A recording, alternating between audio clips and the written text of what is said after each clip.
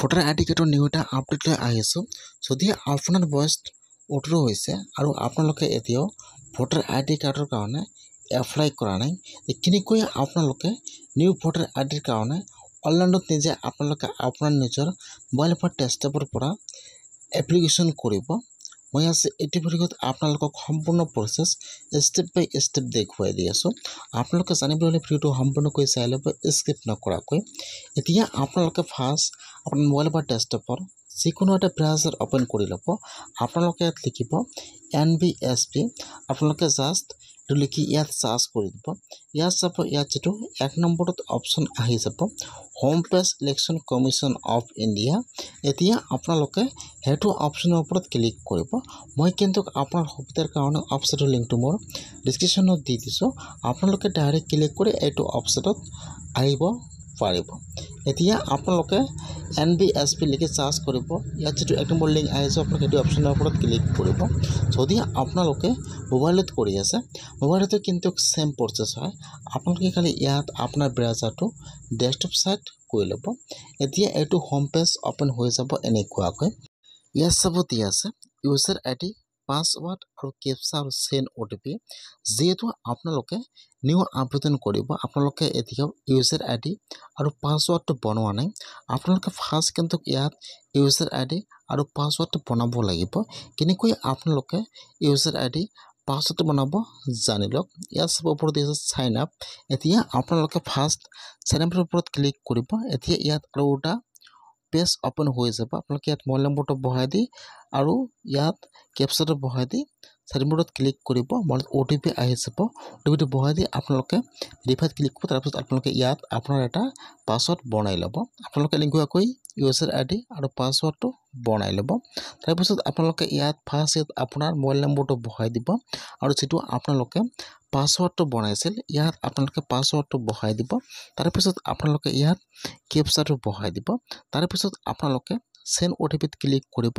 লগে লগে কিন্তু আপোনাৰ মোবাইল নম্বৰত OTP আহি যাব।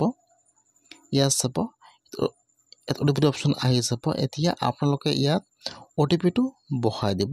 OTPটো বহাই দিয়ে আপোনালোকে এতিয়া ভেৰিফাই OTPত ক্লিক কৰিব। যেতিয়া আপোনালোকে ইয়াত OTPটো বহাই দি ভেৰিফাই OTPত ক্লিক কৰিব, তাৰপিছত ইয়াত হোম পেজটো অপেন হৈ যাব এনেকুৱাকৈ। এতিয়া আপোনালোকে ইয়াত চাব বহুতো অপশ্যন আহি যাব। যিহেতু আপোনালোকে নিউ ভোটাৰ আই ডিৰ কাৰণে আবেদন কৰিব। ইয়াত চাব 1 নম্বৰত দিয়া আছে ফৰ্ম 6। এতিয়া আপোনালোকে ফৰ্ম 6ৰ ওপৰত ক্লিক কৰিব। যদি আপোনালোকে মোবাইলতো কৰি আছে, মোবাইলতো কিন্তু চেম প্ৰচেছ হয়। আপোনালোকে খালি ইয়াত আপোনাৰ ব্ৰাউজাৰটো ডেস্কটপ ছাইড কৰি ল'ব। এতিয়া কিন্তু পেজটো অলপমান লোডিং ল'ব এনেকুৱাকৈ। আপোনালোকে অলপমান ৱেইট কৰিব। তাৰপিছত কিন্তু ইয়াত আপোনাৰ নিউ ভোটাৰ আই ডিৰ এপ্লিকেশ্যন ফৰ্মটো অপেন হৈ যাব। আপোনালোকে অলপমান ৱেইট কৰিব, পেজটো কিন্তু লোডিং লৈ আছে। আপোনালোকে অলপমান ৱেইট কৰিব। তাৰপিছত কিন্তু ইয়াত এপ্লিকেশ্যন ফৰ্মটো অপেন হৈ যাব। ফাৰ্ষ্ট ইয়াত আহি যাব ষ্টেট নাম। ফাৰ্ষ্ট ইয়াত আপোনালোকে ষ্টেটৰ ওপৰত ক্লিক কৰিব। ইয়াত যিটো আপোনাৰ ষ্টেট নাম হয়, এতিয়া আপোনালোকে ইয়াত আপোনাৰ ফাৰ্ষ্ট ষ্টেট নামটো ছিলেক্ট কৰি লৈ ল'ব। ইয়াত চাব দিয়া আছে ষ্টেট নাম। এতিয়া আপোনালোকে ফাৰ্ষ্ট ইয়াত আপোনাৰ যিটো ষ্টেট নাম হয় ছিলেক্ট কৰি লৈ ল'ব। তাৰপিছত ইয়াত আহি যাব ডিষ্ট্ৰিক্টৰ নাম। তাৰপিছত ইয়াত যিটো আপোনাৰ ডিষ্ট্ৰিক্টৰ নাম হয়, এতিয়া আপোনালোকে ইয়াত আপোনাৰ ডিষ্ট্ৰিক্টৰ নামটো ছিলেক্ট কৰি লৈ ল'ব। ফাৰ্ষ্ট ষ্টেট নাম, তাৰপিছত ডিষ্ট্ৰিক্ট নাম ছিলেক্ট কৰি লৈ ল'ব। তাৰপিছত ইয়াত আহি যাব এছেম্বলিৰ নাম।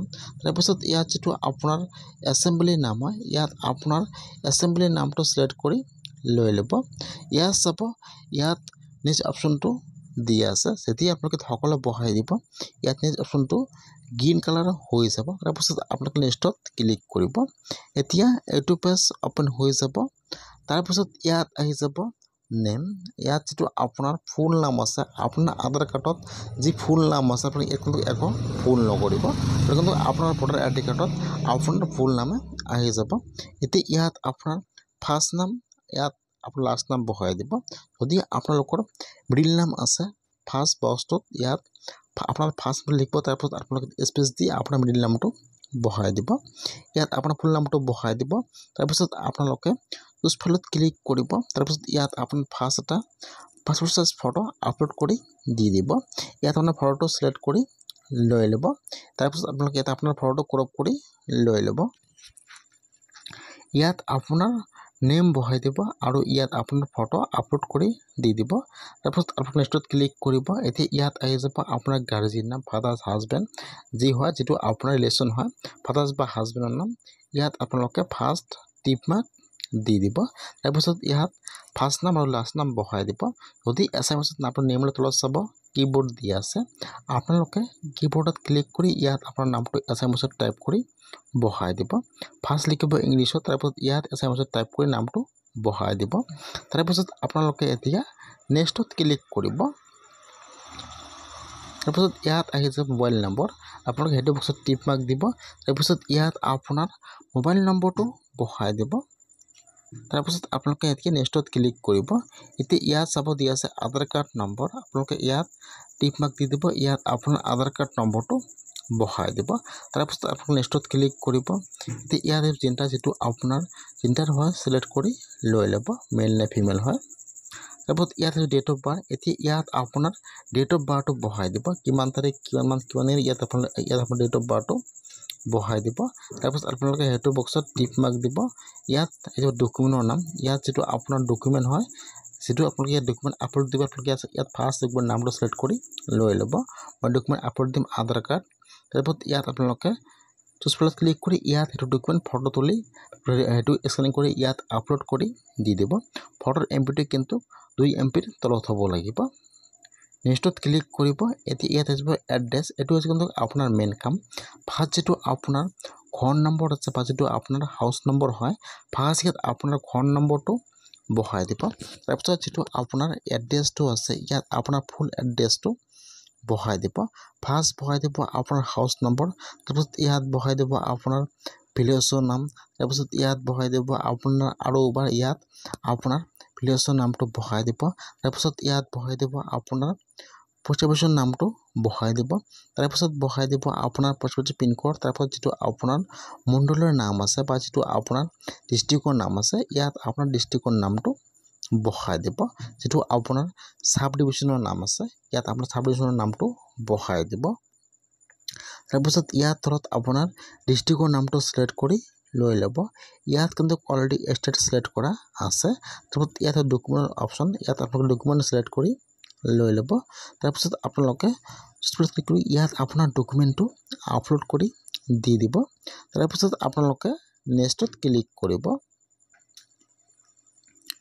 তাৰপিছত ইয়াত আহি যাব যদি আপোনালোকে কিবা ফিজিক্যাল ডিসেবল তেনেহলে আপোনালোকে ইয়াত হেতু বহাই দিব আপোনালোকে কিমান ডিসেবল কি আপুনি হেতু ইয়াত বহাই দিব যদি নহয় তেনেহলে আপোনালোকে নেক্সটত ক্লিক কৰিব যেতিয়া আপোনালোকে হেতু ক্লিক কৰিব এতিয়া ইয়াত আহি যাব আপোনাৰ প্লেছৰ নাম বা যেটো আপোনাৰ প্লেছৰ নাম আছে ইয়াত আপোনাৰ প্লেছৰ নামটো বহাই দিব তাৰপিছত ইয়াত আপোনাৰ ষ্টেট নামটো সিলেক্ট কৰি লৈ ল'ব তাৰপিছত ইয়াত আপোনাৰ ডিস্ট্ৰিক্টৰ নামটো সিলেক্ট কৰি লৈ ল'ব তাৰপিছত ইয়াত আপোনালোকে কিমান দিনৰ পৰা হেতু জায়গাত ৰখি আছে আপোনালোকে ইয়াত চনটো বহাই দিব তাৰপিছত অলপমান তলত আহি যাব ওহাৰ পিছত আপোনালোকে ইয়াত আপোনাৰ যেটো প্লেছৰ নাম আছে ইয়াত আপোনাৰ প্লেছৰ নামটো বহাই দিব ইয়াত অলৰেডি ডেটটো আহি যাব আপোনালোকে ইয়াত আকৌ ক্লিক কৰিব নালাগে নেক্সটত ক্লিক কৰিব এতিয়া আপোনালোকে ইয়াত কেপচাটো বহাই দিব আপোনাৰ তাত যেটো কেপচা আহি যায় এতিয়া আপোনালোকে কেপচাটো হেতু ঘৰত বহাই দিব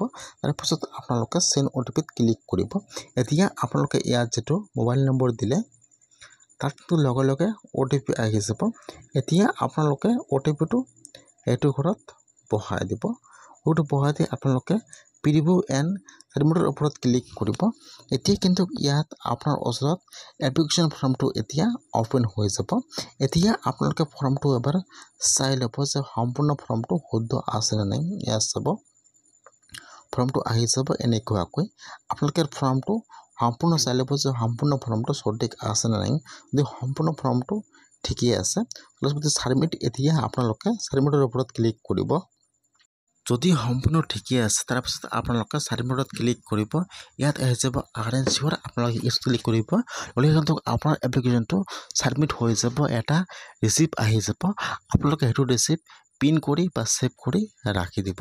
আপোনালোকে সেইটো ৰিচিপ্ট দি আপোনাৰ ভোটাৰ আই ডি কাৰ্ডটো ডাউনলোড কৰিব পাৰিব। কেনেকৈ আপোনালোকে ভোটাৰ আই ডি কাৰ্ডটো ডাউনলোড কৰিব নেক্সট ভিডিঅ'ত দেখুৱাই দিম। যদি আপোনালোকে এতিয়াও আবেদন কৰা নাই তেনেহ'লে আপোনালোকে আজি এনেকৈ নিজে মোবাইলৰ পৰা বা ডেস্কটপৰ পৰা আবেদন কৰক।